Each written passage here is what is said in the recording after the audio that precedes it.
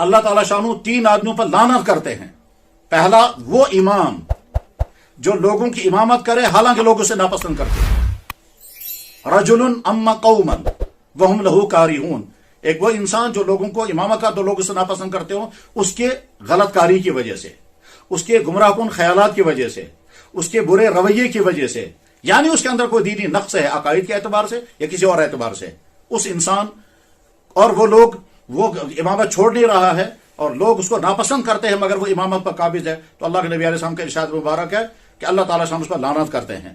اور دوسری وہ عورت جس کا شوہر اسے ناراض ہو اور وہ عورت الگ رات گزارے، اور تیسرا وہ انسان جس نے اذان کی آواز سنی اور پھر بھی وہ اللہ کے گھر کی طرف نہیں آیا۔ یہ حدیث ترمذی شریف میں موجود ہے۔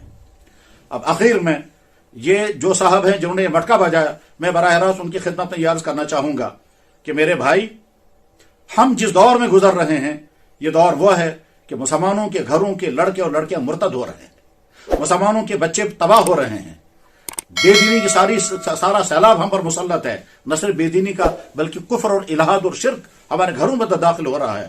اللہ نے آپ کو اگر مسجد کا سٹیج دیا تھا تو اس کو گانا بجانے کے لیے اور میوزک ثابت کرنے کے لیے استعمال کرنے کے بجائے کاش آپ اس کو امت کے ایمان کے بچانے کے لیے استعمال کرتے تو کتنی اچھی بات ہوتی۔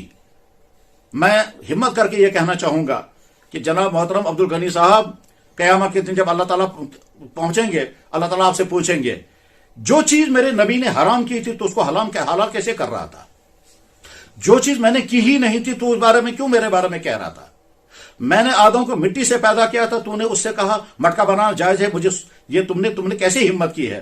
تو اللہ تعالیٰ شانو آپ سے پوچھیں گے، آپ اس وقت کیا جواب دیں گے؟ اور اس کے بعد پھر جناب رسول اللہ صلی اللہ علیہ وسلم بہت غمناک انداز میں جب کہیں گے کہ تو میرا امتی تھا، تیرا کام یہی ہو گیا تھا کہ میری امت کو وہ باتیں سنائے جس کی میری امت کو ضرورت نہیں تھی، جب میری امت کے ایمان بچانے کی فکر کرنی چاہیے تھی۔ اور یہ سارے اماموں کی ذمہ داری ہے کہ ممبر، مسجد کا ممبر، یہ جمعے کا خطاب کا یہ سٹیج جو اللہ نے ہم کو دیا ہے، اس کو امت کا ایمان بچانے، امت کے نوجوانوں کا کردار بچانے کے لیے استعمال کیا جانا چاہیے، بجائے اس کے کہ ہم ان باتوں کو بیان کرنے لگے جن باتوں کا نہ دین کو کوئی نفع ہے نہ دنیا کو کوئی نفع ہے۔ تو غنی صاحب، عبدالغنی صاحب، اگر اللہ تعالیٰ شان و اللہ کے نبی فرمائیں گے جو تو وہاں ہر جمعے کو میوزک کے اور صوفیانہ موسیقی کے نام پر جو بیان کرتا تھا، اس سے میرے دین کو کیا نفع ہونے والا تھا؟ کیا اس سے امت کا ایمان بچنے والا تھا؟ کیا اس سے امت کے مسائل حل ہونے والے تھے؟ کیا اس سے امت کا کردار کوئی صحیح ہونے والا تھا؟ یہ موضوع تو نے اٹھایا کیوں تھا اور اس اٹھانے کا مقصد کیا تھا؟ اور جب یہ حرام تھا تو حلال بنانے کی کوشش کیوں کر رہا تھا؟ کیا ساری امت غلط سمجھ رہی تھی؟ از محمد الرسول اللہ صلی اللہ علیہ وسلم تا صحابہ، تابعین، طب تابعین، فقہا، محدثین، اولیاء کرام، خصوصاً یہاں کشمیر کے ہمارے وہ تمام اولیاء جن کے ذریعے سے کشمیر میں اسلام کی دولت و نعمت آئی، ان کی زندگی میں سارا کہیں نہیں ہے۔ تو یہ تمام اگر آپ سے سوال کرنے لگیں گے اس وقت آپ کیا جواب دیں گے؟ یہاں کے علماء کو تو آپ چیلنج کریں گے۔ آپ کبھی کہتے ہیں میں سمجھے ہوں، کبھی کہتے ہیں انیوک سے مولوی۔ یہاں کے علماء کو چیلنج کرنے کے بجائے آپ سوچیں اللہ تعالیٰ شانو جب آخرت میں بٹھا کر کے آپ پوچھیں گے آپ کیا جواب دیں گے؟ ذرا سوچیں آپ کیا کہہ رہے ہیں۔ کہتے ہیں آج تام چھوتو بہت، آج تک تم نے سنا قبر میں 3 سوال ہوں گے، میں تمہیں 4تھا سوال سنا رہا ہوں۔ 4تھا سوال قبر میں ہوگا ولایت کے متعلق۔ یہ کہاں سے نکالا آپ نے؟ اللہ کے نبی فرمائیں گے میں تو بیان کر رہا تھا قبر میں 3 سوال ہوں گے، اللہ کی ذات کے بارے میں، نبی کے بارے میں اور دین کے بارے میں، تو نے 4تھا سوال کہاں سے لایا ولایت کے بارے میں؟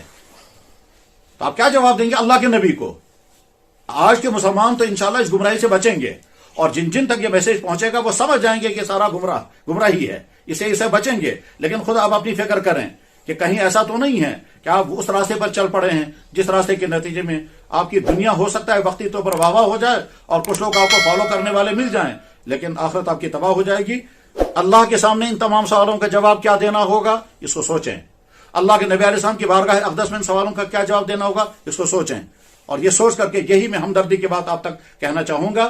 میں امید کرتا ہوں کہ میں نے کوئی توہین آمیز بات نہیں کی ہوگی۔ اللہ کرے آپ صحیح راستے پر آ جائیں اور رجوع کریں اور توبہ کریں۔ میں نے آج تک جو کچھ کیا ہے وہ سب غلط تھا اور سارا غلط تھا۔ کس قدر عجیب بات ہے، آپ فقیری کے نام پر لوگوں کے ڈنڈے مار رہے ہیں۔ کس قدر عجیب بات ہے، فقیری کے نام پر عورتوں کو پیٹ رہے ہیں۔ یہ کون سے دین میں ہے؟ کیا اللہ کے نبی علیہ السلام نے دین، صحابہ کرام نے یا جن بزرگوں ادھر ہم تک دین پہنچا ہے، آج تک دین کے لیے یہ ڈنڈے بازی اس طرح سے کبھی ہوئی ہے؟ تو اس لیے لوگوں کی جہالت کا فائدہ اٹھا کر کے یہ طرز عمل اختیار کرنا مناسب نہیں ہے۔ اپنا سدھار کریں، اپنے آپ کو کسی صحیح راستے پر لے آئیں اور کسی سچے صاحب علم اور صاحب روحانیت بزرگ سے اپنے آپ کو وابستہ کر لیں، اسی میں آپ کے لیے خیر خواہی ہے۔ اللہ کرے اس وقت یہ گفتگو سننے والے تمام بھائیوں کے لیے اور جہاں جہاں تک یہ میسج پہنچے ان تمام بھائیوں کے لیے راہ حق کے سمجھنے کا اور غلط فہمیوں کے دور ہونے کا اور انتشار کی ختم ہونے کا ذریعہ بنے۔ وآخر دعوانا ان الحمدللہ رب العالمین برحمتک یا ارحم الراحمین۔